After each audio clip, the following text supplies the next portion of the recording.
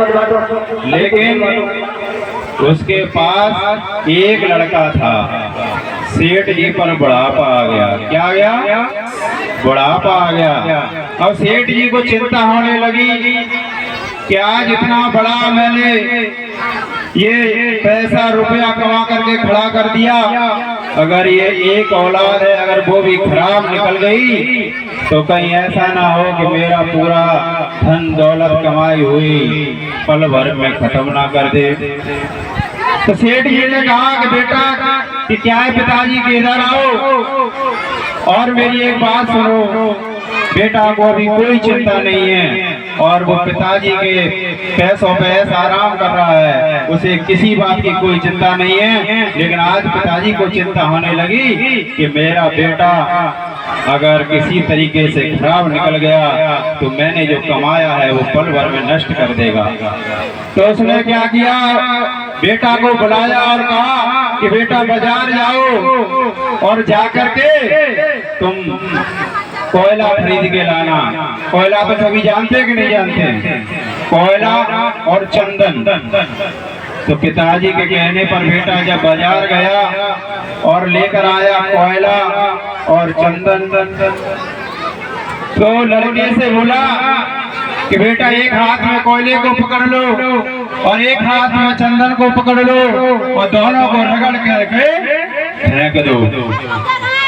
बोला लड़का सोचने लगा कि पिताजी का बुढ़ापा आ गया, इसलिए दिमाग खराब हो गया है। इतनी मेहनत से मैं बाजार गया था और ला करके बोल रहे हैं कि आप हाथ में पकड़ो रगड़ के छोड़ दो।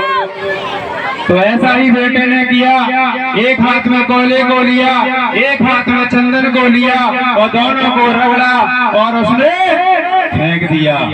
लेकिन उसने कहा कि देख बेटे, जिस हाथ से तूने कोयले को रगड़ा था उस हाथ को तू कितना भी धुले ना, लेकिन ये तेरे हाथ की काले को नहीं जाएगी, क्योंकि हाथ काला ही पड़ा रहेगा। इसलिए देवी तुम जनता से मैं कहना चाहता हूँ कि हमारी बालक बच्चे संगति का बहुत बड़ा असर होता है। अगर बुरी संगति में पड़ गया तो कितना भी वंश खड़ा कर लेना वो पल भर में खत्म कर देगा।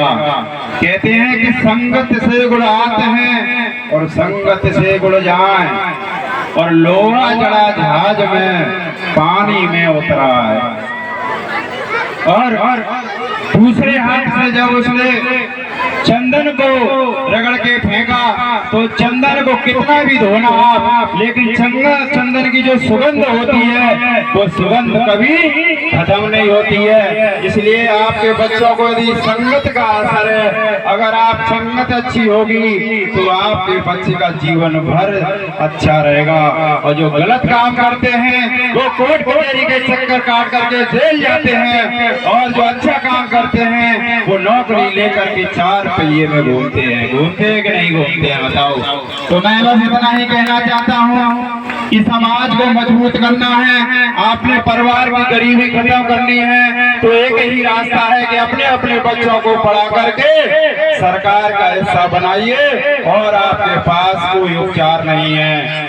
हमारे भीमराव अम्बेडकर जी कहते थे कि शिक्षा वो शेरनी का दूध है, जिसने पिया है वो धाड़ा है। इसलिए शिक्षा हमें वहाँ तक बैठने का कद देती है जहाँ तक बड़े बड़े लोग बैठते हैं। इज्जत समाज में मिलती है तो शिक्षा से मिलती है। तो इसलिए कहना चाहता हूँ कि आप सभी अपने अपने बच्चों को पढ़ा करके सरकार का हिस्सा बनाएंगे। कौन कौन बनाएगा? हाथ खड़ा करके बताओ। शिक्षा, देखिए शिक्षा ही आपको आगे बढ़ा सकती है। तो एक बार जोरदार नारा लगाएंगे, बोलिए ठाकुर जी महाराज की जय, वो रामचंद्र महाराज की जय, वो रामचंद्र सका गोराज महाराज की जय। जय हो।